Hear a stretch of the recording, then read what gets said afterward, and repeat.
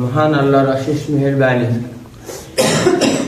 যে আল্লাহ আমাকে আপনাকে মাহে রমজানের শেষ দশকের প্রথম দিনে তার হুকুম ফজরের 2 রাকাত ফরজ নামাজ মসজিদে এসে জামাতের সহিত আদায় করার তৌফিক দান করলেন। এজন্য আমরা সবাই শুকরিয়া জ্ঞাপন করে বলি আলহামদুলিল্লাহ। আমাদের আজকের আলোচনার বিষয় ভয় এবং ভালো ব্যবহার। তিরমিজি শরীফের 1987 নম্বর হাদিস, মুআজ ইবনে জাবাল রাদিয়াল্লাহু আনহু হইতে বর্ণিত। তিনি বলেন, নবী করিম সাল্লাল্লাহু আলাইহি সাল্লাম বলেছেন, তুমি পাপের পর পুণ্য করো। যে তুমি যেখানেই থাকো আল্লাহকে ভয় করো, পাপের পর পুণ্য করো এবং মানুষের সঙ্গে ভালো ব্যবহার করো। হাদিসের এইটুকুই। এখানে 3টা বাক্য, যে তুমি যেখানেই থাকো আল্লাহকে ভয় করো, পাপের পর পুণ্য করো, মানুষের সঙ্গে ভালো ব্যবহার করো। আমি যতটুকু কোরআন হাদিস চর্চা করছি, এর চেয়ে ভালো হাদিস আর হয় না। আমরা আপনাদের এখানে যতজন আছি, একজন যদি এখানে আমরা যদি প্রত্যেকেই এই হাদিসটা বুকে ধারণ করতে পারি, আর কিচ্ছু লাগে না। আমি যেখানেই থাকি আল্লাহকে ভয় করি, তার অর্থ কি? আমি যা কিছু করি, ভাবি, দেখি, শুনি, একমাত্র ভয় করা লাগবে কাকে? আল্লাহকে। ঠিক আছে না? আর এই ভয় করার মাঝেও আল্লাহকে সবসময় ভয় করার পাশাপাশি আমার দ্বারা যদি কোনো কারণে কোনো ভুল হয়ে যায়, পাপ হয়ে যায়, তাহলে সেই পাপ, অন্যায়, তার জন্য আক্ষেপ, আফসোস, অনুশোচনা থাকবে। তখন আমার চেষ্টা হবে যে আমার এই পাপ মোচনের জন্য, এই অপরাধ দূর করার জন্য আমি কি এমন আর একটা ভালো কাজ করতে পারি যে পাপের বদলা, আল্লাহ আমার দ্বারা এই অন্যায়টা হয়ে গেছিল, ভুল হয়ে গেছিল, আমি এই ভালো কাজটা করে এই পাপ থেকে বাঁচতে চাই। এটা কিন্তু বারবার ইচ্ছা করে করলেও না যে আমি 100 টাকা চুরি করলাম, 10 টাকা বালত দিয়া কাটাকাটি করবে, এই সুযোগ নেই, এইরকম করা যাবে না। সহজ না ব্যাপারটা? আর শেষে আসা কি হচ্ছে, তাহলে কি হইবে? এক হলো আমার সবসময় আল্লাহর ভয় থাকা লাগবে, আর দ্বিতীয়ত হলো এই ভয় করে থাকার পাশাপাশি যদি আমার দ্বারা, কারণ মানুষ তো ভুল হবে, পাপ হবে, পাপ হয়েও যায়, তাহলে আমাকে চেষ্টা করা লাগবে কি পুণ্য করা যায়, কি ভালো কাজ করা যায়, যার দ্বারা এই পাপের খিয়ানত হয়। ঠিক আছে? আর শেষে আসা হচ্ছে ভালো ব্যবহার, যে মানুষের সঙ্গে ভালো ব্যবহার, যে এই জিনিসটার এখন বড়ই অভাব। মানুষের সঙ্গে ভালো ব্যবহার করতেছে না।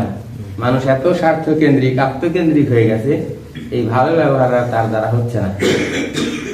নবী করিম সাল্লাল্লাহু আলাইহি সাল্লাম বলেছেন, ভালো ব্যবহার কাকে বলে? আপনি ভালো ব্যবহার করবেন, তার বিপরীতে আমি ভালো ব্যবহার করব, এইটাকে ভালো ব্যবহার বলে না। ভালো ব্যবহার হলো এইটা যে মন্দের বিপরীতে ভালো ব্যবহার। মন্দের বিপরীতে ভালো ব্যবহার। যে পরশুদিন বলছিলাম যে আপনি বলবেন শালা, আমি বলবো দুলাভাই। উদাহরণ, আপনি খারাপ ব্যবহার করতেছেন, আমি আপনার সাথে উল্টা খারাপ ব্যবহার করে উত্তেজিত হওয়ার মধ্যে কোনো সমাধান না। আমাকে করা লাগবে ভালো ব্যবহার, দিতে হবে ধৈর্যের পরিচয়, তাইলে হবে এটাই। ঠিক আছে না? তাহলে আমাদের এই হাদিসটা যদি মানতে চাই, 3টা জিনিস, আমি যেখানেই থাকি আল্লাহকে ভয় করব, আর কোনো কারণে আমার দ্বারা যদি ভুল হয়ে যায় তার জন্য তওবা ইস্তেগফার করা, আর হলো পুণ্য তালাশ করা, নেকি তালাশ করা, যাতে আমার এই পাপটা মোচন হয়। আর একটা হলো যে আমাকে কোনো অবস্থাতেই অপর ভাইয়ের যা কষ্ট হয়, মনে কষ্ট হয়, ক্ষতি হয়, এই কাজ করা যাবে না। ঠিক আছে? গজলের ভাষায় বলতে হয়, তোমার বুকে রাখো আল্লাহরই ভয়, আসবে না কোনদিন কোন পরাজয়, আসবে না কোনদিন কোন পরাজয়। হালাল হারাম জেনে নিষিদ্ধ সব ছেড়ে, সরল সত্য মেনে উঠুক জীবন বেড়ে। হালাল হারাম জেনে সরল সত্য মেনে, নিষিদ্ধ সব ছেড়ে উঠুক জীবন বেড়ে। যাবে তুমি জান্নাতে, যা ছিল স্বপ্নময়। তোমার বুকে রাখো আল্লাহরই ভয় আসবে না কোনদিন কোন পরাজয়। এই গজলের এই লাইনের মধ্যেই আমার জান্নাত পাওয়ার শর্ত কিন্তু বলা আছে না? আমাকে হালাল হারাম মাইনা যদি চলা যায় তাহলে আমার জন্য জান্নাত, ঠিক আছে না? আল্লাহ পাক আমাকে আপনাকে সব সময় আল্লাহ ভয় করা।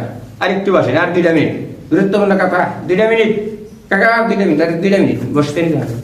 যে হালাল হারাম জেনে সরল সত্য মেনে আমাকে চলতে হবে, সবসময় আল্লাহর ভয় কাজ করা লাগবে। তাতেই হয়তো দুনিয়া এবং আখিরাতের শান্তি আশা করা যায়। আল্লাহ কবুল করুন। আমাদের আজকের ইফতার আমার সেই ইঞ্জিনিয়ার চাচার ছোট মেয়ে কানাডা প্রবাসী বেবি আপা, আর আজকে আমার এই ইফতারের সাথে আমাদের তাইজুদ্দিন কাকার কিছু আছে, অংশগ্রহণ আছে। এই দুজনের সময় ইনশাল্লাহ ভালো কিছু ইফতার হবে। সবাই ইনশাল্লাহ ইফতারে শরীক হই। আল্লাহ কবুল করুন।